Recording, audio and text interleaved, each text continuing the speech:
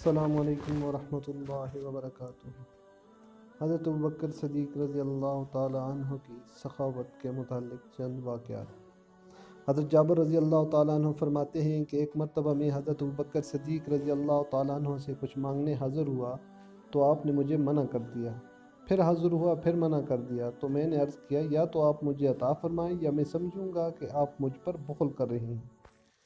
حضرت ابوبکر صدیق رضی اللہ تعالیٰ عنہ نے فرمایا، بخل سے بری کون سی بیماری ہو سکتی ہے؟ بات یہ ہے کہ جب تم مجھ سے مانگنے آئے تو میں نے تمہیں 1000 دینے کا ارادہ کیا تھا، چنانچہ آپ نے مجھے 3000 گن کر عطا فرمائے۔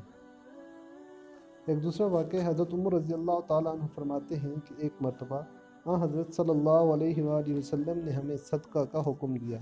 اس وقت میرے پاس مال تھا، چنانچہ میں نے سوچا آج تو میں حضرت ابوبکر سے صدقت لے جاؤں گا۔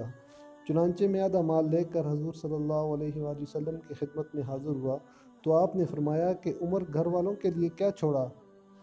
میں نے عرض کیا آدھا چھوڑ کر آیا ہوں۔ حضرت عمر فرماتے ہیں کہ اس کے بعد حضرت ابوبکر صدیق رضی اللہ تعالیٰ عنہ اپنا کل مال لے کر حاضر ہوئے اور پوچھنے پر جواب دیا کہ میں نے اپنے گھر والوں کے لیے صرف اللہ اور اس کے رسول کو چھوڑا ہے۔ حضرت عمر فرماتے ہیں کہ میں نے حضرت ابوبکر صدیق رضی اللہ تعالیٰ عنہ سے کہہ دیا کہ اب آئندہ میں آپ سے صدقت لے جانے کا مقابلہ نہیں کروں گا۔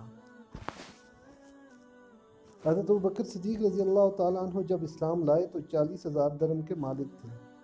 یہ ساری رقم اللہ کے راستے میں خرچ کر دی اور بہت سے غلاموں کو خرید کر آزاد کیا، جن میں حضرت بلال رضی اللہ تعالیٰ عنہ، حضرت عامر بن فہیرہ رضی اللہ تعالیٰ عنہ جیسے جلیل القدر حضرات شامل ہیں۔ حضرت ابو ہریرہ فرماتے ہیں حضرت صلی اللہ علیہ وآلہ وسلم نے ایک مرتبہ ارشاد فرمایا کہ کسی کے مال نے مجھے اتنا نفع نہیں پہنچایا جتنا ابوبکر صدیق کے مال نے پہنچایا ہے۔ یہ سن کر حضرت ابوبکر رونے لگے اور عرض کیا کہ میں اور میرا مال تو صرف آپ ہی کے لیے ہے۔ اس طرح کی مزید ویڈیوز دیکھنے کے لیے چینل کو سبسکرائب، لائک اور شیئر کیجیے۔